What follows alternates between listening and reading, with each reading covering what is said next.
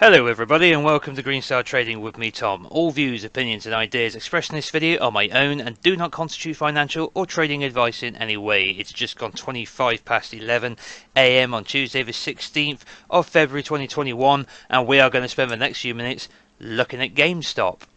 Now this has been on the list for me to do for a little while. The list keeps getting longer and longer as people keep requesting more and more stocks. I'm going to have to figure out some way of managing that as the channel continues to grow. But that's a future problem. So I finally got round to it. I've put the Elliott wave count on it. I've done the technical analysis on it. I'm ready to present what I can see so far. And we're going to try and keep this video on time. But obviously this is one of those subjects where it covers multiple points of view. One of those points of view, which people often express when things go a bit haywire, like it has with GameStop, or like it has with any speculative asset, or bubble, or short squeeze, or whatever, they like to say stupid stuff like, and it's my opinion that it's stupid, I'm not calling the people stupid, the idea is stupid. People say, oh, you can't do TA on a chart, or you can't do Elliott wave on a chart like this. Of course you fucking can. Of course you can. Everything which happens in the real world is on the chart. The short squeeze is here on the chart. The moment Robinhood ceased the buy side of the trade is on the chart. If it's here, it can be analysed. Alright? Now, if you believe that or don't believe that, I couldn't care less. At the end of the day, you know, it's an interesting opportunity to look at GameStop stock and put something on the chart and see if we can make sense of it. We should always endeavour to analyse it, even if people say we can't, because why is it there? Right, it's there for us to look at, otherwise the chart wouldn't exist. If all that stuff didn't matter, the candles would have stopped appearing, wouldn't they? But guess what? They carried on appearing, so it does matter. So we're going to analyse it. Now that's my little rant for the introduction over, so let's leave that behind. So we're going to do as we always do on this channel. We're going to start with our basic technical analysis and do our Elliott wave analysis second. Right. Quick rundown of the chart. We have our 4 exponential moving averages on the chart as always. 10 in yellow, 20 in blue, 60 in orange, 250 in green. We have a volume profile on the right hand side. Forgive the chuckle there, it just looks a little crazy. With the built-in point of control and the yellow dashed line here. It's a visible range, so when we move the chart it adjusts to what we can see. There you go, for example.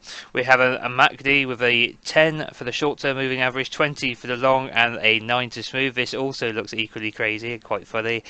We have an RSI set to a 10 close, which actually looks reasonable. Like, it doesn't look as screwed up as everything else, but either way, it works on a 10-day close with the green level representing oversold and the red level representing overbought. These are level 30 and 70. Okay, and then we have our Elliott wave count, obviously. So, obviously the first thing I've had to do, let's begin our basic technical analysis, this is going to be very short, we're just going to clear the chart for the moment. Obviously the first thing I've had to do is shift from price, arithmetic scale, it was 480, I'd forgotten.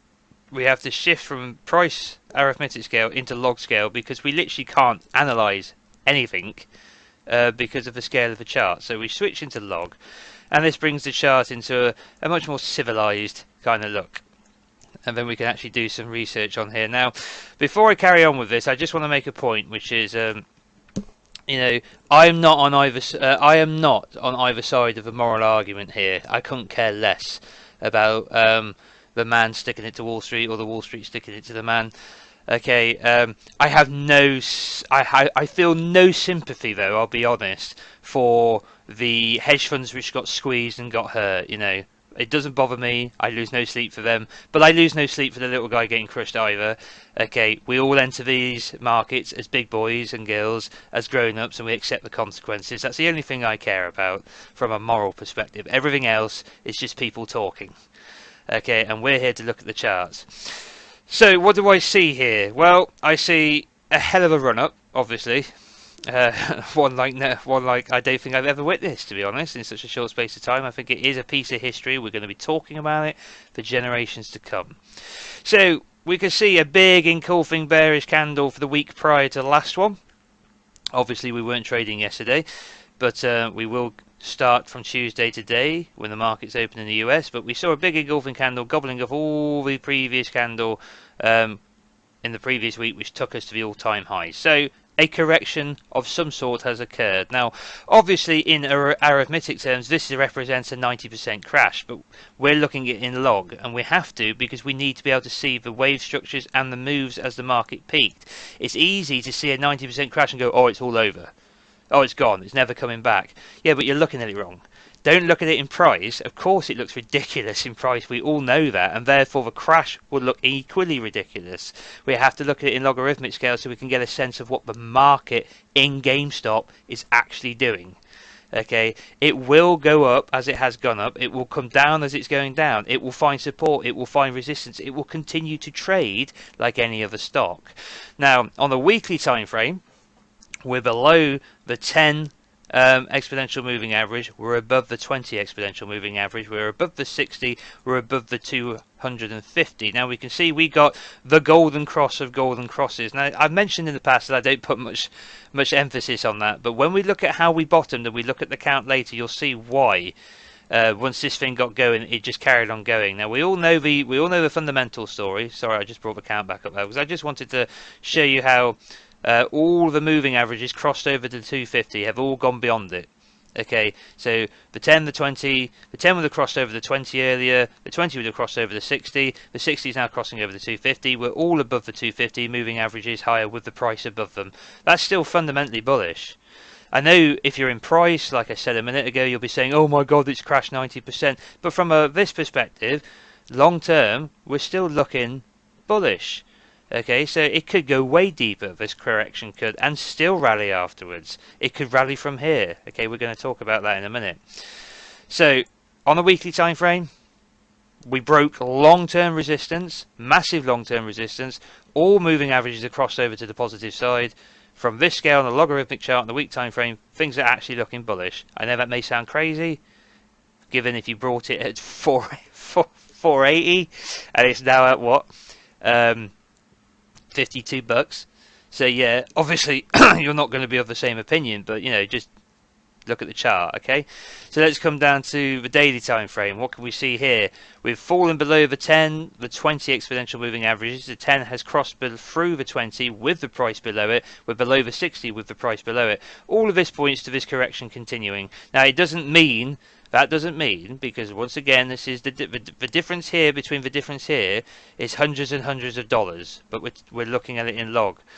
We've got to keep remembering that. So we could easily see some kind of move like this, and then a move like this, and then a move like this, and it could just go lower and lower and lower and be in a free wave move, or we could have had a free wave move and we could just be on our way to the moon, to new all-time highs. It's all still up for grabs. We only just broke that extreme long-term resistance. So the you know, it's all up for grabs at the moment, so to speak.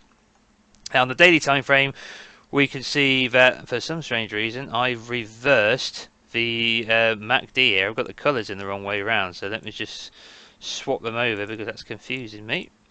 Okay, I must have got it in the wrong order when I reset it. So, as you can see, bearish momentum built up when the 10 crossed over the 20 in terms of moving averages. We started to shake off that bearish momentum, starting to turn into more neutral bars on the histogram here. The severity of the decline in the shorter term moving average is starting to soften. We're starting to curve.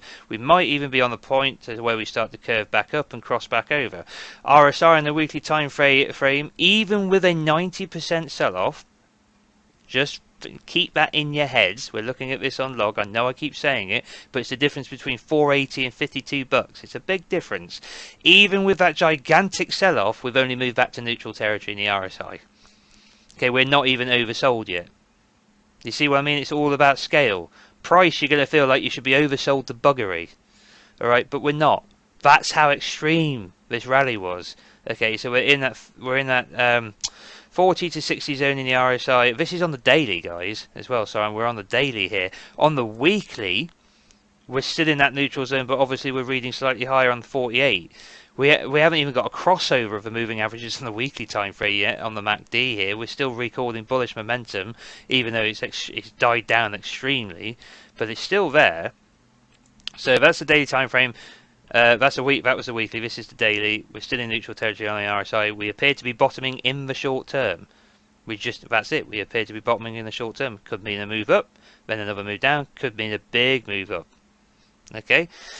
Right then, so that's our basic technical analysis done. Let's bring up a count, and I'm going to walk you through this. We're just going to go full screen. So obviously, all I've done is I've picked out the low here all the way back in April of 20, and we've started our count from there. Now I'm not being bold enough to figure out the cyclical time frame here yet on this move. This could be, who knows what this low represents. We just know we've got an impulse wave out of it, so that's what we're focusing on.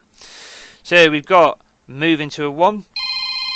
Oh, excuse me, someone's calling me. Sorry, buddy, I will have to call you back. Right then, so up into a wave 1 here, and then we go A, B, C. Now with this position here, we can put the 1 here and count this as a 3, and then we can go A, B, C. It really doesn't make any difference. You can still pick out 5 waves in the 2.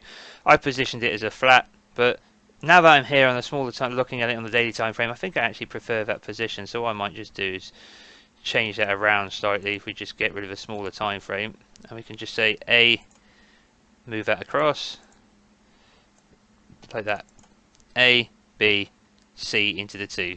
And since I'm here, I'll just label this up because for some reason I didn't, but there's the wave 1 and the wave 2, there's the wave 3, there's the wave 4, and there's the wave 5. Okay, so we're just going to pop down to minute scale, and then we're going to move on. Intermediate time frame 2. We come to here, start minute 1, 2, 3, 4, 5 into minor 1. We've got minuet 1, 2, 3, 4, 5 inside of the 3. Flat correction here in the 4. We then go A, B, C into minor 2. Then we start our minuet 1, 2, 3, 4, and 5 into minor 3, 4, rush up into the 3. I think we're on wave 3, intermediate time frame 5, and I now think we're on wave 4. 4 could be down here. And they say, oh yeah, but Tom, that's like 90% of the price. Like I said before, we're not looking at it in arithmetic because that's crazy. So we're going to keep looking at it in log, and a 90% crash, this could be wave 4. Another way of looking at this is that this is completed up there as a wave 1, and now we're doing a wave 2. Okay, so let's just pop up an alternative for a moment. We'll just say 1.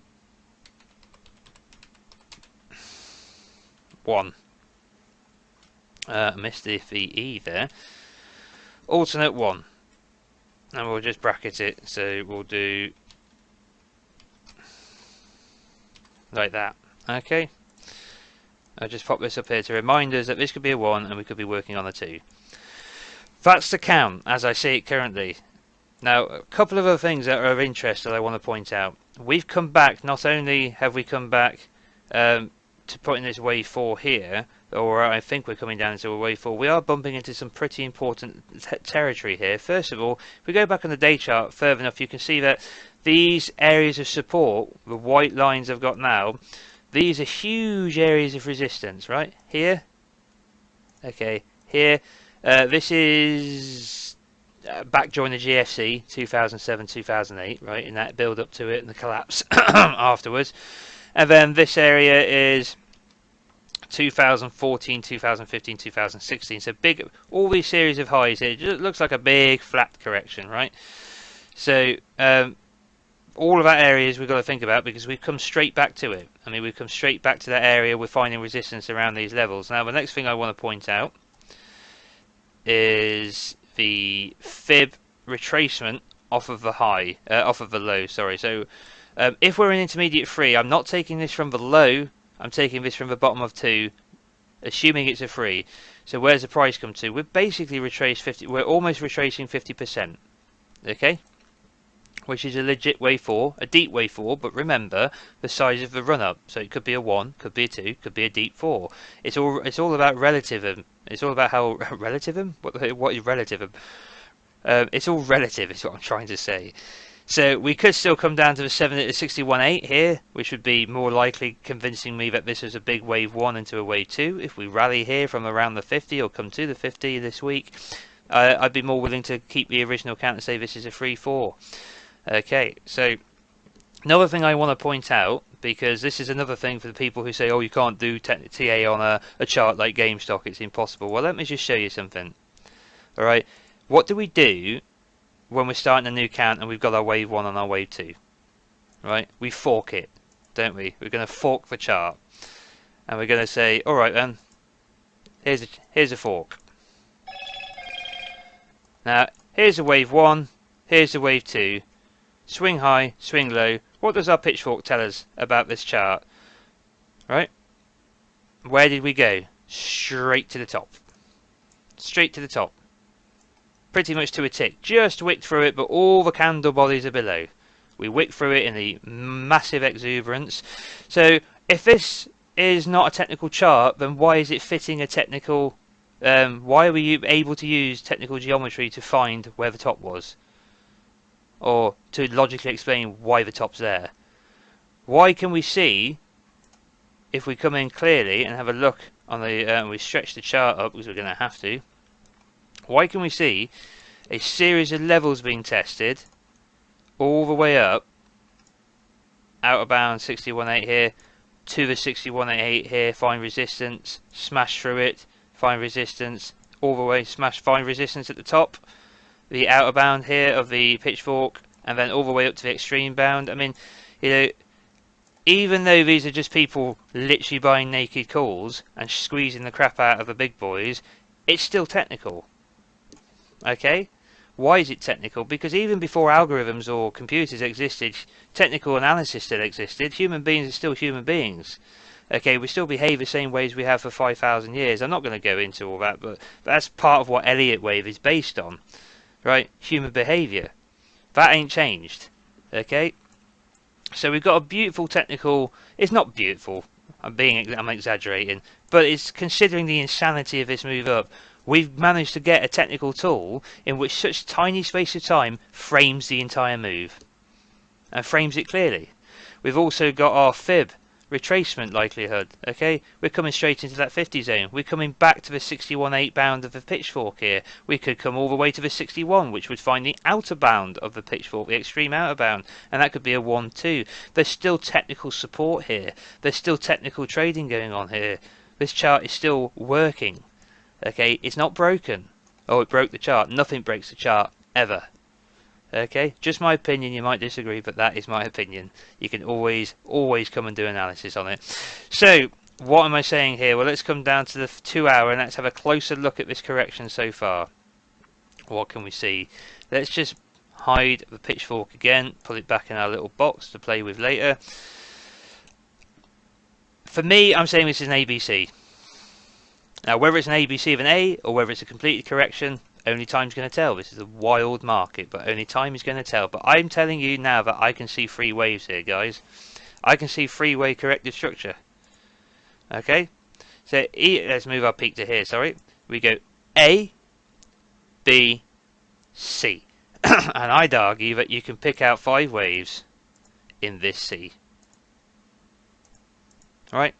If this is a C, A, B, C complete, and we found multi-year support on this white line, and we're literally just bumping along it, guys, look.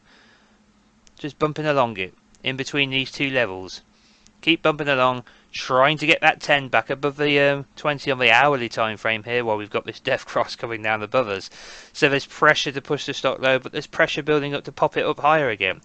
We've got an ABC, 3-wave correction with 5 waves in the C, complete. Here.